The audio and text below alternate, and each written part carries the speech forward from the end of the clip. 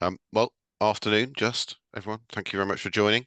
Um, so just to set the scene, really, the why are we all looking at this? Why are we all thinking about sustainability, etc., etc.? And hopefully, it's not news to everybody that there is, climate change is real. It is happening. I know there are siren voices out there who try and say, "Oh, we don't have to worry about it. It's all too expensive. Kick the can down the road a bit." But I think certainly here in the UK, we're generally ignoring those siren voices. Certainly, business is in all its senses because there are lots of pressures on getting us to do the right thing. It makes financial sense to look at your sustainability impacts and your utility costs and think about your waste costs and reduce them all. And at the end of the day, really, we only have to look outside the window and we can see that, you know, uh, there's always that difference between climate and weather. But I think we would certainly, if you've been flooded or um, sat there in baking heat or worried about an elderly relative and how they're going to cope in the heat, that the climate is changing. We're getting more and more warmer, wetter winters and hotter, drier summers. So we need to take action. And ultimately, the government is still signed up to the net zero of 2050. So net zero doesn't mean we don't do anything. We shut everything down. It's reducing by where you are now by 90%. And then hopefully you offset or look at doing something else with the other 10. So we've all got to take action. We've all got to do something. And events, live events, whether they're in a venue, whether they're out in the field, whether they're at a stadium, have got their part to play. And I think, Anthony, it's fair to say that it's almost been one of those ignored areas that events haven't necessarily been running towards this agenda. Would that be fair? I think it's you've thrown me off here. It's not how I was going to start this little bit, but I'll think on my Sorry. feet. No, it's fine. I think part of the problem that we have with the live events industry is that it's a little bit like when you rock up to a petrol station and you see the bucket of sand in case there's a fire at the petrol station. There was Because of the wide-ranging nature of a live event, and this does handily segue back into the notes that I just made. We're looking at an industry that has to tackle an incredibly wide and diverse range of issues, which all sort of fit under this sustainability umbrella, whether we're talking about logistics, on-site power, um, the scope 3 emissions, the really difficult nut to crack, the transport to and from events of the public, the food provisions, the drinks provisions, reusable culture versus disposable culture. I think it's part of the reason why there has been a bit of a dissonance from uh, creating these sort of holistic visions of sustainability, just simply because they were a really, really difficult thing to do. I feel like the industry is in a really good space at the moment where there is a lot of collaboration. And I know that we're going to have Jamal talking a little bit later about his experience and what we've seen in terms of peer-to-peer learning from people like the Tyndall Institute and what was done with Act 1.5 and how that continues to evolve. So I certainly feel like the landscape is changing. And something that my colleague Jane and I, who sort of tackle the vertical within Ecotricity of arts and creative, and as a catch-all that takes live music along with it, we're also seeing industries drawing a lot on other similar industries' learnings. And by that, I mean some of the problems that have faced things like the use of diesel generators to provide the on site power for live shows. Those are things that are also problematic for TV and film as well. And a lot of the time, you have transferable skills and transferable solutions that can be moved from one creative sector to another. So that's really good to see as well.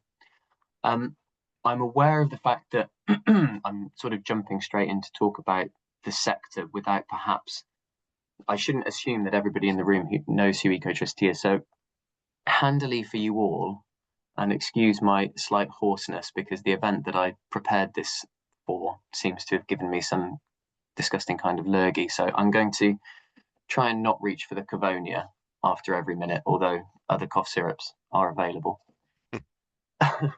But I thought I'd give you a quick 1 minute potted summary of who Ecotricity is, and also a little bit about where we fit into this solution-driven landscape that we find ourselves in. So this is the 1 minute Dragon's Den pitch that I did last week at the event that gave me the lurgy. So in 1995, Ecotricity became the world's first renewable energy supplier. And 30 years later, we more accurately describe ourselves as a UK-based, vertically integrated energy innovator. UK-based because our operations are still 100% here, and we continue to invest a good chunk of our profits into growing the UK's green economy and domestic renewable infrastructure. Vertically integrated because we do own our own wind farms, solar farms, and green gas mills, which provide energy to our domestic and business customers and across the national grid to people who aren't our customers. And we're an energy innovator because we are part of a sustainable alliance called the Green Britain Group, which together can provide end-to-end energy solutions, anything from generation and storage assets on site and smart grid management. So we do like to think of ourselves as a very complete solution, because whether you're looking to switch to a 100% Ofgem certified fuel mix, which will help to reduce your scope 2 emissions, or you have more ambitious plans to harness renewables on site, then we can help on that journey. So that's my quick company plug done. So if you want to have a chat about that later, do let me know offline. Excuse me. There's that small horse. I think probably the easiest way to talk about what Ecotricity is doing at the moment is we coined a phrase internally, and it's gaining a bit of gravity now. We call it the lead strategy. And lead was a handy word to describe a lot of different industries. So we captured live music, event spaces, arts and creative, and it's a decarbonisation strategy. So it's the lead strategy. And within lead, we have a number of tactics that we're leveraging. So as I just mentioned in the potted pitch, one of the parts of Ecotricity is the Grid Fairies company, and that has been providing these giant batteries to shows like Lido and All Points East. It was also powering Arcadia's stage in Glastonbury this year, and it's been to WOMAD as well. So that's one of the things that we're doing to kind of shine a light on the fact that you can use battery power, and it is incredibly not resilient. What's the word I'm looking for? It's a very predictable power source. The sound techies actually love it because of the fact that as you have a massive requirement on a stage in terms of the power for, say, a big heavy drum and bass set, it actually will pull really, really quickly, so you don't get that lag that you might get from a diesel generator. So we've got the Grid Fairies batteries. We're working on driving a nationwide project for feeder pillars, so places where you can either charge up those batteries or plug directly into the mains for festivals. So we're doing that in-house as well, trying to push that agenda.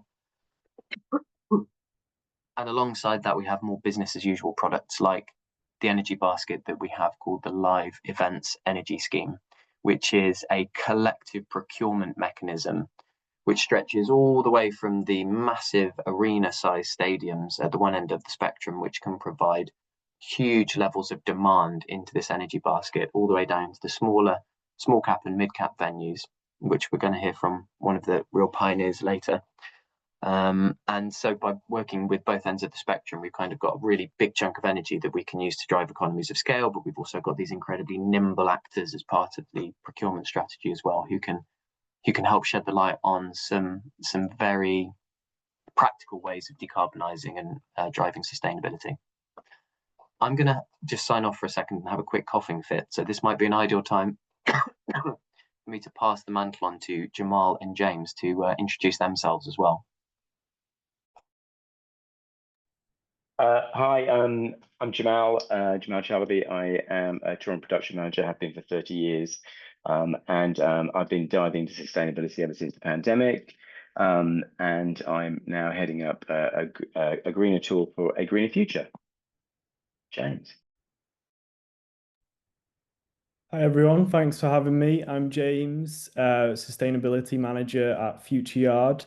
We are a 300 capacity music venue based in Birkenhead in Merseyside. And Future Yard was founded around 5 years ago now, to basically reimagine the place of a community music venue in its local area. So, as well as hosting gigs all throughout the year with renowned artists from the UK and beyond, we also do training programs. So, we work with young people who want to work in the music industry, train them up into production roles. We do music education with school kids in the local area. We do Mosh Tots, which is a weekly gig for kids, where families come and children experience a gig for often the first time. Um, and that kind of like social sustainability priority that's always been at the heart of our venue extends to environmental sustainability as well. So since we've founded, we've always prioritized looking at our operations sustainably. We've published 2 sustainability roadmaps, which kind of chart our progress on reaching net zero. And the latest of which was released last year. And there are lots of initiatives that we're working on, and processes that we've implemented, such as using renewable electricity with Ecotricity, electrifying our kitchen to ensure that the majority of our energy supply is from a renewable source, and a large amount of kind of audience facing marketing and events focusing on sustainability, which I'm sure we'll talk a little bit about during this session. So thank you. Yeah, well, thanks, James and Jamal. And I think the core really for today would be we'd like to run through a whole series of practical things that events and venues can do, so that the end really, if you only take one step, you only do one thing when you come out of this, you'll have moved forward. And I think there's lots of good work going on out there in different places. And James actually made a good point that often when we talk about sustainability, everyone uses that as environment, and actually no, sustainability does mean that social side. Now today we're going to focus more on I suppose the environmental side of it, stuff you can do to reduce carbon, reduce your waste, reduce your fossil fuel use, etc. But I don't think it should be forgotten that all of that community work as well counts as sustainability as well, and often one benefits the others. There's lots of synergies between the two. So certainly in my career in the past, if you can avoid food being thrown away and given to somebody who actually needs it, you've fulfilled a social need and you've reduced your waste costs. So what's not to like? So sometimes you can find those sweet spots, but they're often hard. So the goal really for us was to run through 6 basic things, basic areas, and look at what practically events, venues can do on a day-to-day basis to try and address those, reduce them, change the way they work, think about stuff. And I think throughout all this, we all recognize it's really a really hard thing to do to get everybody thinking about it, because certainly all of the customers, the spectators, the fans, etc., they're in a space where they're not actually coming along to be educated, or they're not coming along to have a lecture about stuff. They're coming along to have fun, to enjoy, to forget about the world outside, forget about paying the mortgage or the awful boss or whatever it might be. And so it's a really hard thing to do. When you're in a business, of course, you can gather everyone together and everyone's in business mode and you say, right, the business wants you to X, Y, or Z. But it's really hard to do that with in events and at venues, because the people aren't necessarily in that receiving mode. So how you engage them, how you get them to understand that things have changed, options have changed, what they can eat can change, what they can, all that stuff. But it's got a good benefit, it's got a good outcome, is really tricky. And I think we all recognise that. But maybe at another another webinar. We'll cover how we get hearts and minds on board as well. So I think if we start with this, we had six items, and I mean the first one, which James mentioned actually, and is quite an easy one, is that a large part of people's carbon footprint when they measure it is their energy use, and the carbon from generating that energy. So whether that's gas, that's fossil fuel generated energy, and one of the simple things really people can do is to switch. So switch to a provider that's where you are getting renewable energy, so zero. So I would say that you'd say, of course, Ecotricity are the main one, but other options are available. You could even generate your own. So I think, Jamal, where would you come in on the options for switching out of fossil fuels? Because I know you've been making great strides in that. Well, I've been making strides. I wouldn't say great, but I think we got a long way to go. I think the fuel question really is about speccing. I could just talk about festivals here initially, and obviously some venues that supplement their power with generators. I think we need to really do away with that. I think we need to understand what the bands and what our productions are drawing. At the moment, what we're doing is we're just going in and giving the size of our plug socket. We need to get much better at speccing. This is actually exactly what the lights are drawing, what the videos are drawing, what the sound is drawing. At the moment, we're just going full bore, and every single festival specs their power on the collective power needs or riders that the band send in. We need to really hone down on that. And that's something that the not only the production managers, but also the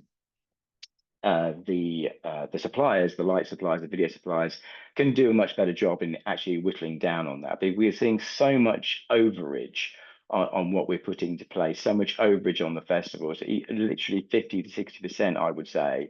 And part of that is resilience, because the power companies really want to make sure that they're supplying the right power. So they always put an extra piece on top of that. So I think that the best place to do that is really by really focusing and understanding what we are actually drawing and what we're putting in place to that, if that would make sense.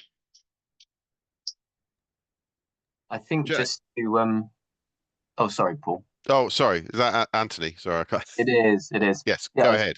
I was just going to add to Jamal's point, because I think something that we've also noticed is that the more granular a festival can get on when it's using that power as well, the better it is in terms of reducing that overspecking element, because it's all well and good knowing the total amount of energy required by a festival over the festival period, but understanding the peaks and troughs of that consumption so that you can manage a renewable supply chain to provide the energy. That granular detail is really essential, because in the instances of batteries, you might be looking at the recharging window for a battery if you don't have enough juice on site to just keep it trickle charged or keep it running all the time. In the event of a hydrogen supply chain being run, you might need to understand exactly how much hydrogen it needs to come on site to do that.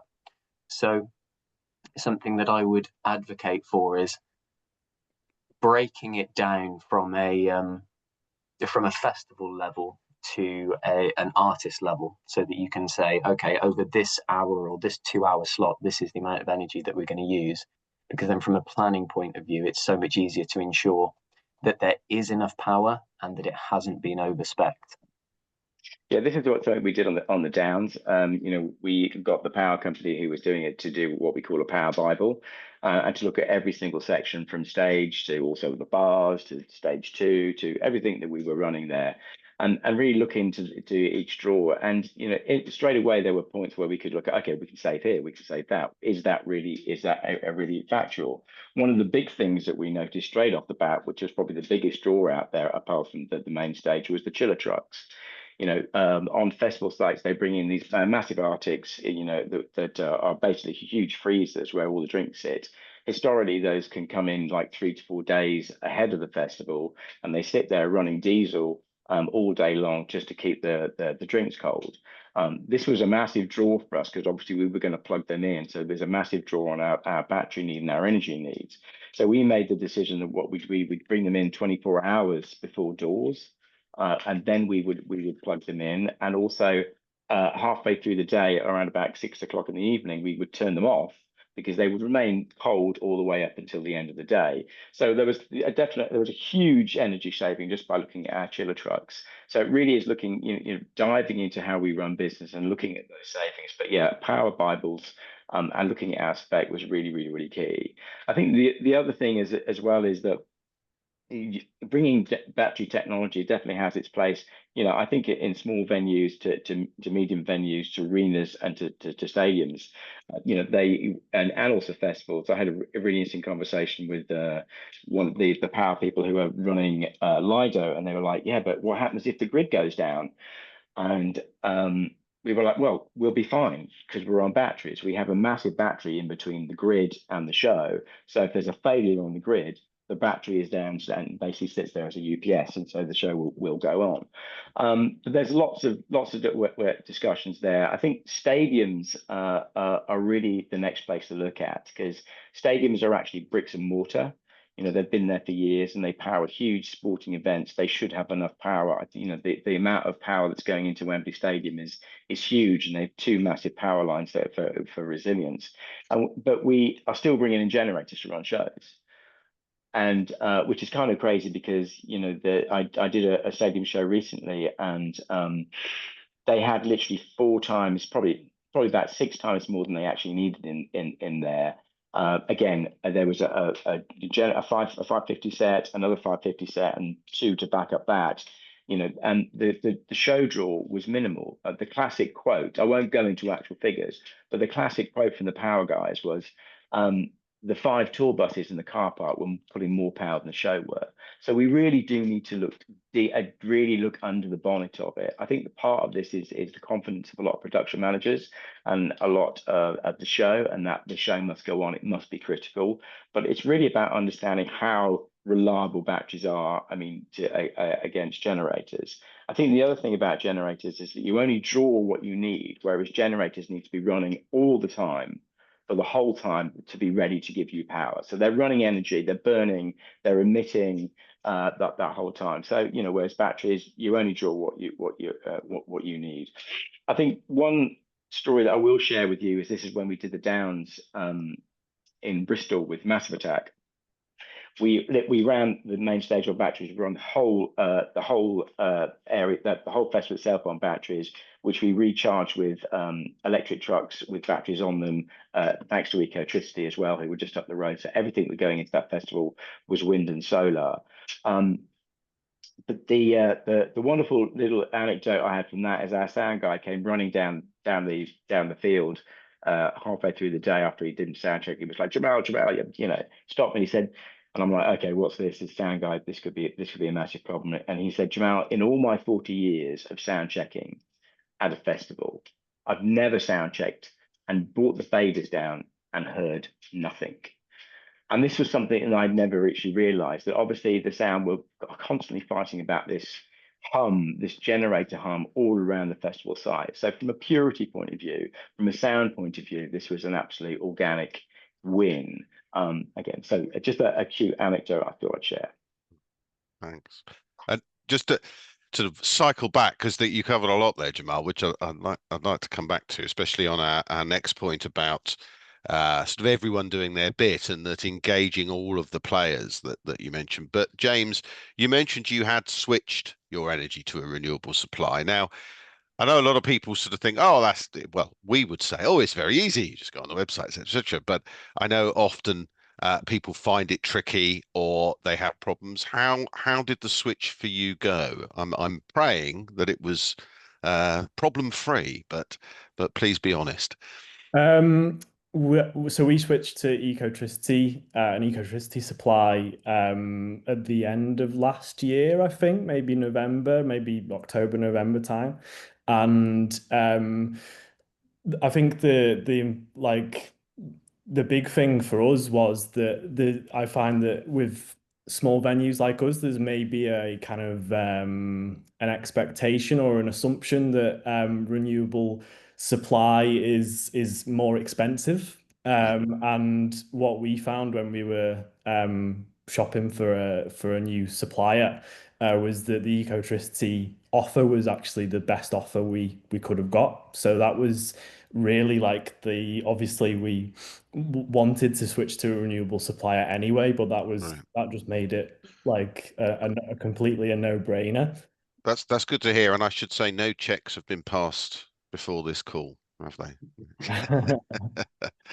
And I also mentioned also the importance of once we were on that supply, we were also kind of like rebuilding our kitchen. We were like refreshing our kitchen offer and stuff, and changing the whole kind of like infrastructure around the kitchen. So we made sure that all of the appliances were electric from that point on. So that meant that not only did we eliminate the existing scope 2 emissions that we had related to electricity, but we transferred a lot of the gas emissions that we had previously from the kitchen over into the electricity supply, making that all from a renewable source.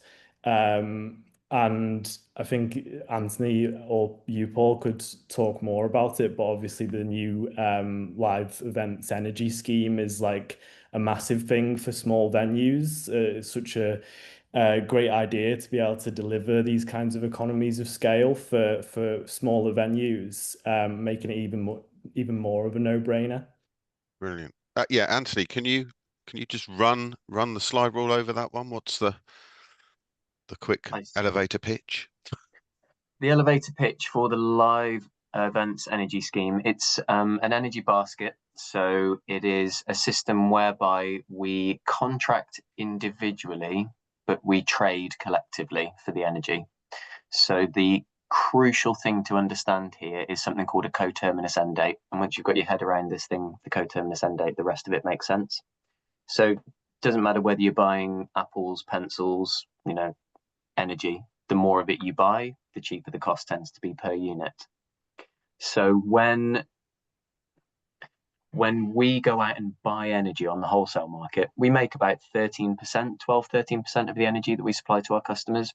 A combination of a stymied political landscape and us doing too well over the last few years has meant that unfortunately we're only about 12-13%. We were at about 20%, I think, 5 or 6 years ago. But yes, of the energy that we don't make and we supply to our customers, when we go out and buy it on the market, the more of it that we can buy, the better the prices are. So working with larger venues who have a high amount of energy consumption, if we tie their contract end date to the same contract end date as smaller users, we can make the trades for the energy on the same day. So the live events energy scheme is exactly one of those mechanisms. We're using the coterminous end dates to procure more energy at the same time and offer better rates to the smaller venues who aren't consuming as much energy as the larger ones. Brilliant. Did it make sense? I've said it a lot of times. It makes sense every time to me. Appreciate that. Sometimes if anybody on the webinar is listening is interested, then please contact Anthony. I'm sure he'd be happy to run through that all again. So we covered switching, which is great. And as I said, Jamal mentioned the whole getting everybody to do their bit, if you want to call it that. And I mean, there's been a whole, we know within any organization, you need to get senior management to agree. You've got to get the operations to look at it. There's normally somebody like me sort of saying, we really need to think about this, people. But always there's a need to deliver what you do, whether that's a product or a service or an event, and deliver it in the best way. You don't want to ruin the product by any of the sort of changes that you do, whether that's environmental or otherwise. You can't sort of you can't upset the end result. And if you're in the NHS, patient care is prime. It doesn't matter whether you want to recycle something, you don't want to infect them, so etc. etc. So Jamal, you did allude to that there are certain groups within the events world that are a bit, maybe a bit harder to persuade than others, or is it individuals? I mean, would it be just that there's that I think you mentioned producers. Their focus is to deliver that event, make a brilliant event, so spectators come again, etc. etc. or don't complain. But is it that they as a group are folk, or is it just, does it sometimes come down to individuals, some knowing a bit more about the problem or willingness to try different things? How have you found it? I think it's across the board. I don't think you point the finger at one single person. Maybe I highlighted them, but everybody. I think you mentioned stakeholders, and we need to get all the stakeholders involved here. There's a lot of focus on everybody goes. It's the band. If the band are on board, or if senior management are on board, it's always somebody else's fault. What I've seen is a constant shuffling around at the buck. When it really does become it's everybody's responsibility. I also think that we need to take a couple of frames back on this and not just look at the live industry, but we also need to look at legislation. This needs to happen at governmental level. But if I think the one thing that we did on the first outing I did coming out of the pandemic with Bring Me the Horizon, it was great because we had the band involved, we had the management involved, we had the agent involved, we had the promoters involved, so it was, and the venue involved. Everybody, got involved and tried to help us and do that. And I think that was a really, really great model. We coming out the bat, we reduced our carbon footprint by 38% just by doing headline stuff. So it can be done. There's been a lot of talk, right across the board. Everybody's trying to do their best, but at the same time, they're also trying to make money too.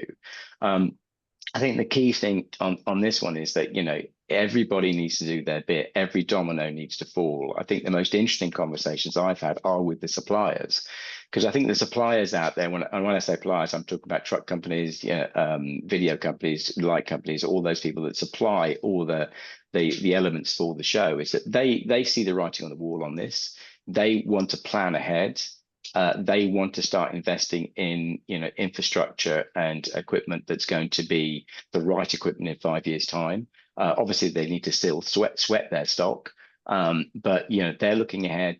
They need to make their warehouses and they're more efficient, because they see if they can get it on board that the sustainable industry is actually a more streamlined industry and is better for their economy.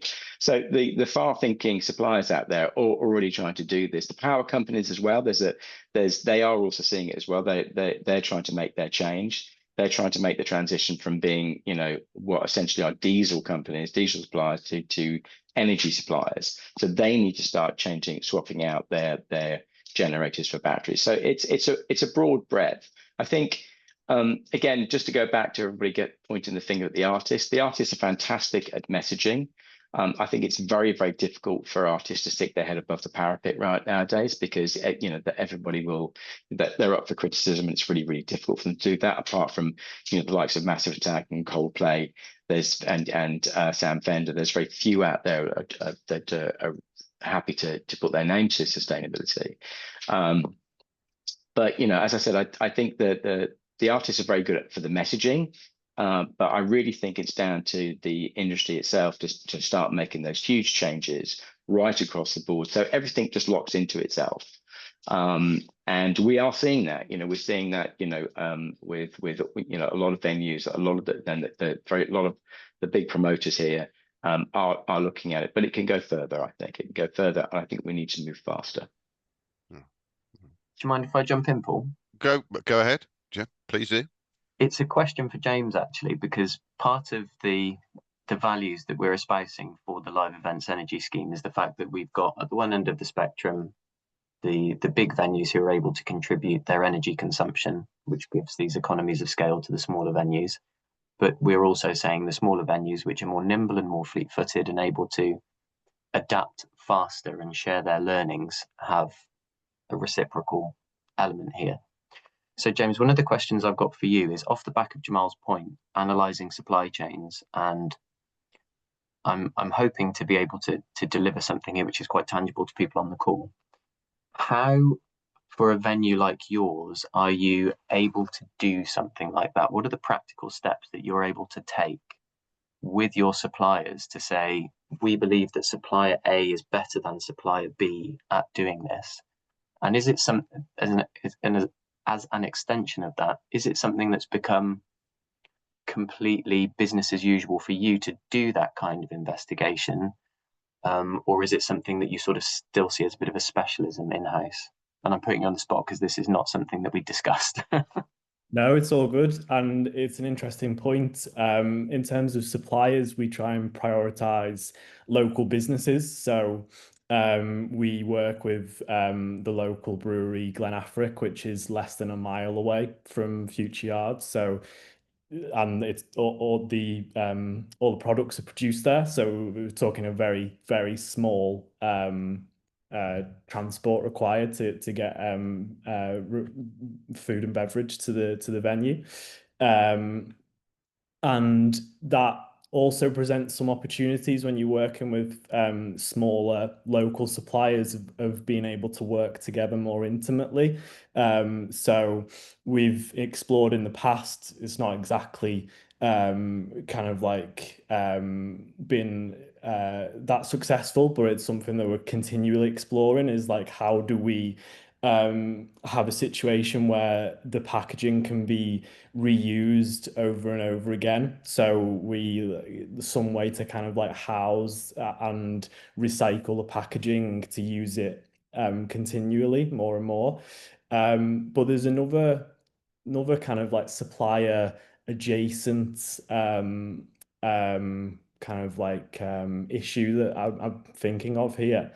And that is the degree to which we're working with our peers in the industry locally and with organizations that are operating in the local area. So, for example, we work extensively with Merseyrail, the public transport operator for Merseyside, and we have kind of noticed that we have these overlapping priorities. We want to reduce our audience travel impact because it's the biggest impact that we have. 75% of our emissions comes from that. And they want more people on trains. And in the case of Future Yard, we're very fortunately placed for public transport. So every spring we do Sustainable Travel Month with Merseyrail, where we work with them to offer free train travel to the venue for people who are coming to Future Yard gigs. And I think that shows really how we can work with local businesses to increase the success of our sustainability objectives, but also in a way that helps another business. And there is examples of that when you're part of a network. So the local sustainability network in Liverpool is called Shift Liverpool, but there's many across the country that are culture focused sustainability networks. There's GMAST in Manchester, Sale in Leeds, and loads of others across cities in the UK. And the degree to which we're working together and developing best practice approaches to different things, and also using the fact that we're stronger in a group working together to lobby local government. So in the case of Shift, we are kind of like the primary advisor, you would maybe say, to the Liverpool City Council's wider net zero strategy when it comes to culture. So we're kind of like the spokespeople for, how the governmental like kind of like policy frameworks to do with net zero within Liverpool are kind of like working in tandem with what culture's already doing and what our priorities need to be. Is that part of the Accelerator City? I know Liverpool is part of that UN program to sort of accelerate itself to net zero. It really is not kicking the can down the road. It wants to get there faster, doesn't it? Absolutely, yeah, and that I mean that kind of like shows the kind of like wider strengths of Liverpool and the objectives that the city has. But in the case of Shift, we've been working with the council for maybe 3 years, 4 years. So like that's a bit more of a developed long-term relationship. But certainly Accelerator City and the work that's being done around the research and the projects that have been undertaken during this past year has a lot of connection with the wider cultural sector in Liverpool. Yeah. And sticking on the travel part there, I know Jamal.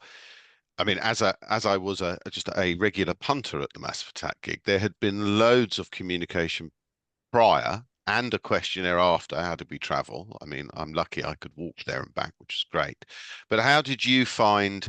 I mean, because it was an very impressive setup with, as I remember, and correct me if I'm wrong, it was electric buses and they were all lined up, etc., etc. And I'm guessing you had to work with several of I guess the transport provider, the local council, etc. There's the Downs Committee. So for those who don't know, the Downs is a big area of parkland in North Bristol, but it's actually owned and managed by they're sort of like the local version of the Freemasons, the merchant venturers, and they can be a tricky bunch to deal with. I mean, so how did you manage working with all those different agents and then deliver such a successful travel outcome? Because as I understood it, you really knocked down the impacts there. Yeah, interestingly enough, we had a couple of. I won't actually. I'll save that to the end. I think that initially the first thing we did was sell tickets to the locals.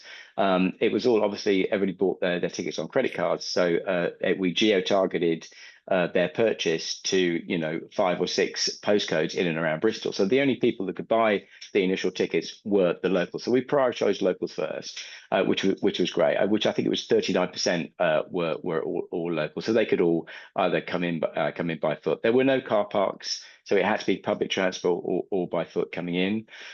We also worked with GWR to put on extra trains post the show so that people get back to various regions close by too. We also brought our set time forward. We finished dead on 10:15 to make sure that people could get away, to make sure they could catch those trains and do local transport. But yeah, the majority of people all walked.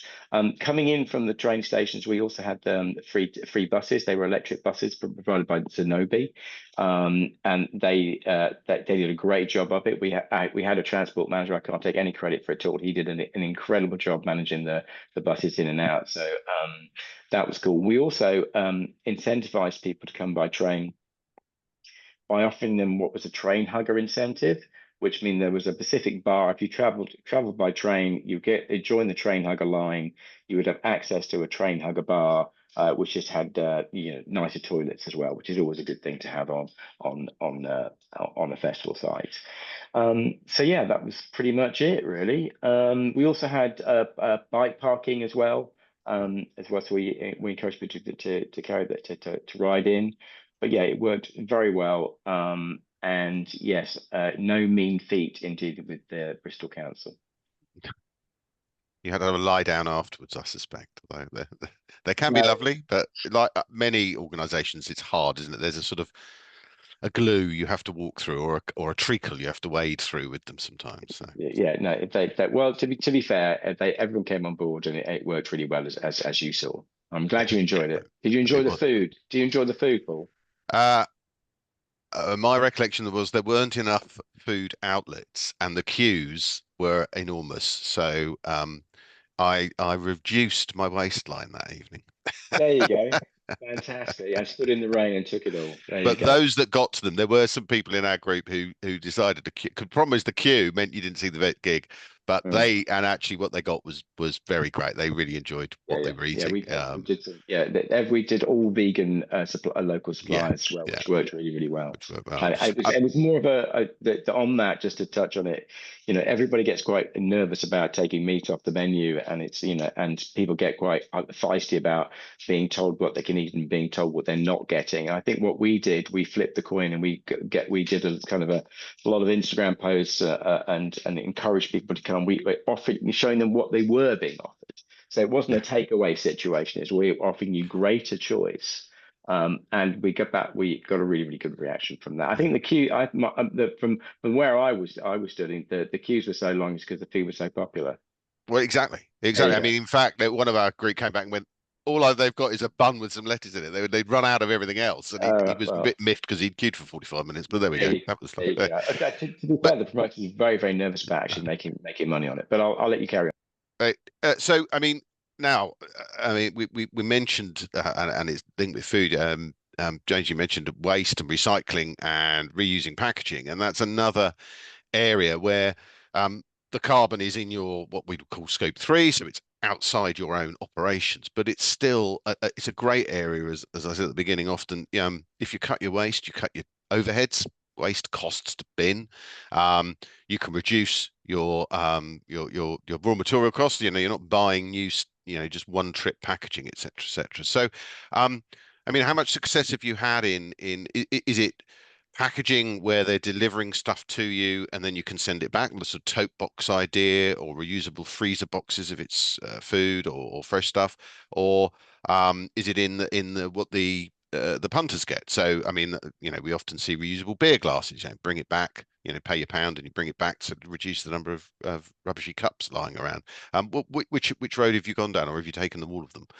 There's quite a few different ways we've approached it. So we're a no plastic kind of venue. So the cups that we use for the bar are reusable, so they get taken back and recycled continually.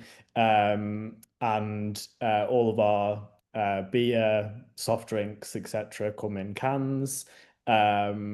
And we work with a local waste supplier who is nothing to landfill supplier, but I take that's quite common nowadays. You can find suppliers almost everywhere that offer that, but it is an important thing to think about. You should definitely ask your supplier if you haven't to see that, because you can definitely get a good offer elsewhere with a no landfill. Yeah, I mean, that's a very good point. I would say whenever you're looking at your waste contract, if it's not the local authority, because they're probably a bit got their way of doing things, but if you've got a business contract with any of the names that you see on people going up and down, ask to have a no to landfill deal.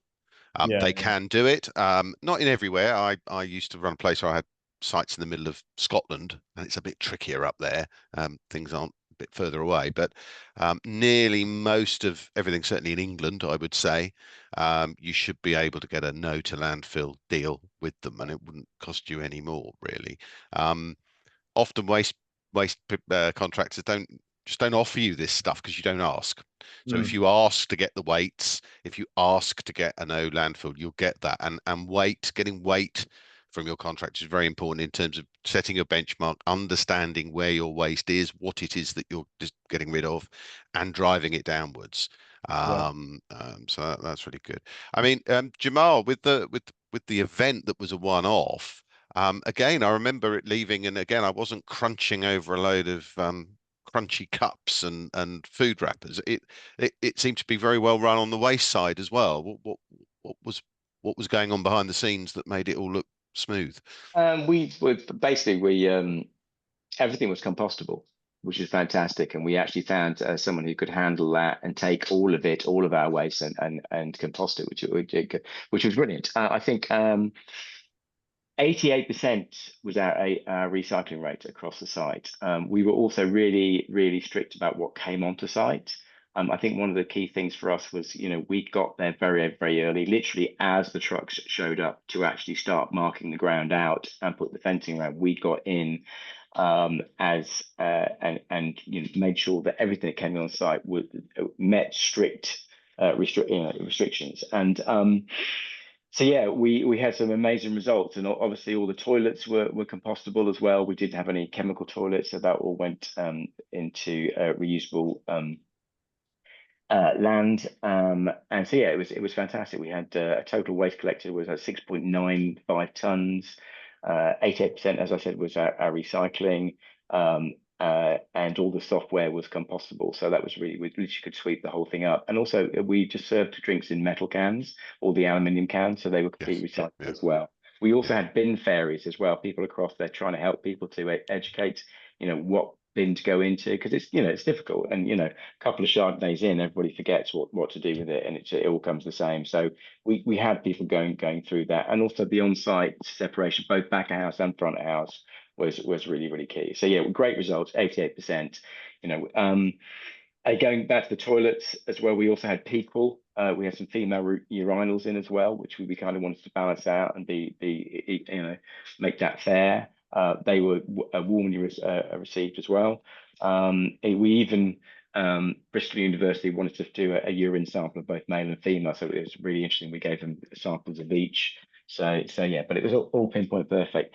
There was also a potential case of actually mining the magnesium out of the urine, but we didn't go that far. It's funny.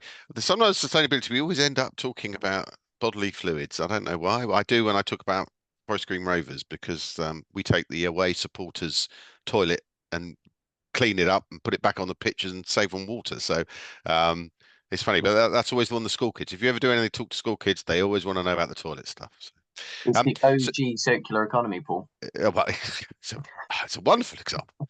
I just worry. It's I think is it the Germans always think us Brits go on about toilet humour? But anyway, I digress. So James, I mean, on that, I mean, Jamal, you mentioned there about the waste fairies, and that's something similar I've seen at Glastonbury as well, where it's and I mentioned it before about how do you get the punters, the spectators, the fans engaged with this when they're in an environment just to have fun. And I think, as you said, that those sort of that little nudge, the waste people there and at Glastonbury, it sort of works. I mean, James, have you found something similar? I mean, how do you get the message across that you've changed and maybe this is a recyclable cup or you are eating a less carbon intense food or whatever? Have you had any success in that direction? Yeah, so we kind of like design a lot of graphics and messaging to go inside the venue and within the general visitor experience. So when you're buying a ticket, when you get the ticket by email, etc., we try and focus on different talking points. So one big one is the travel Yeah. thing. So we try and just get across the point that we have our sustainability objectives and we would prefer people to use public transport, but we try and angle it in a way of like this is really convenient. So one of the ways that we do that is that we're in Birkenhead, we're a river away from Liverpool. So a lot of the time people see that as a kind of metaphorical barrier to come to the venue if you're from Liverpool. And we worked out that I can't remember the exact amount of seconds, but I think it's something like 200, it's 251 seconds to get from Liverpool city centre to Future Yard. So, we're talking 5 minutes. So like in principle, when you include the train, Birkenhead is in the Liverpool city centre. And we think that's like kind of a thought-provoking way to get that point across Yeah. that like if you were gonna use the train, it's unbelievably convenient to get to Future Yard. And like Jamal said, like we make sure that the gig finishes with more than enough time to get the last train anywhere, whether it's round the Wirral or through Liverpool. And there was another point I was going to mention. Oh yeah, so in terms of like engaging our audience, we also put a lot of time and effort into that as well as messaging. So we have Future Planet, which is an events program that we host throughout the year. And that's really designed to engage with our very varied, broad groups of audiences. Like I mentioned, we do training programs, we do gigs for kids, we do regular gigs. We work a lot with businesses and networks. So Future Planet is a series of events throughout the year that cater to those different audiences. So we have a Mosh Brilliant. Tots gig for kids, which is a sustainability special. And we have workshops within all of our music education and music industry training programs that focus on sustainability and climate in different ways. So in our music education programs, we do like kind of like nature-based songwriting workshops, explore things like field recordings and protest songs and how you can incorporate nature into your art. So it's not just all about the tech then, is it really? It's the hearts and minds as well. I'm aware of time and we're running the clock is running out fast. So really in terms of sort of we've covered, I think, a whole range of topics there, from just switching out your energy, making sure everyone does their bit, some waste, talk about travel, we talked about food. I mean, if there was one thing that you think that you would say to people, do this because it will make a difference and it'll move your sustainability forward. It might save money as well, or it might engage in space. What would be the one thing, Jamal, that you would say to do tomorrow for anybody? It would just be get off fossil fuels. Simple as that. It's just do whatever you can to get off fossil fuel because that's the big numbers. So just to drive towards that. And just as a note, look at your money, where your money is, where your pensions are, where your bank is. That's really key too. And James, if you had one. Yeah, I think that if you've not done it already, the biggest and first step that you can take is to measure your impact with carbon accounting. Learn what impact your business has, and where the priorities should be. We learned that 75% of our emissions comes from audience travel, so we really need to focus on that to drive substantial change. That's it. Yeah. So start at the beginning, get the baseline, work out where the big hits are. They have low-hanging fruit. Hate that phrase. Anyway, I better quickly hand back to Gabby, because she needs to sort of wrap up. Is that okay, Gabby? Absolutely. Thank you so much, everyone. Yeah, that was a really interesting session. Lots and lots of things to think about. I'm aware it might have been a bit of a information overload for some of you. Some of you might know all of this already, but this is all part of progressing change, coming together, sharing ideas. So yeah, thank you so much, Paul, Anthony, Jamal, James. Your expertise has been very much appreciated today. And thank you everyone for joining. I will share, I'll be in touch later this afternoon with links to watch the session back, along with all of the kind of resources that were mentioned throughout the session and any kind of email follow-up. So yeah, I'll be in touch later today. Thank you again and enjoy the rest of your afternoons. Thanks, Gabby. Great. Thank you. Thanks. Thanks. Bye, guys. Bye.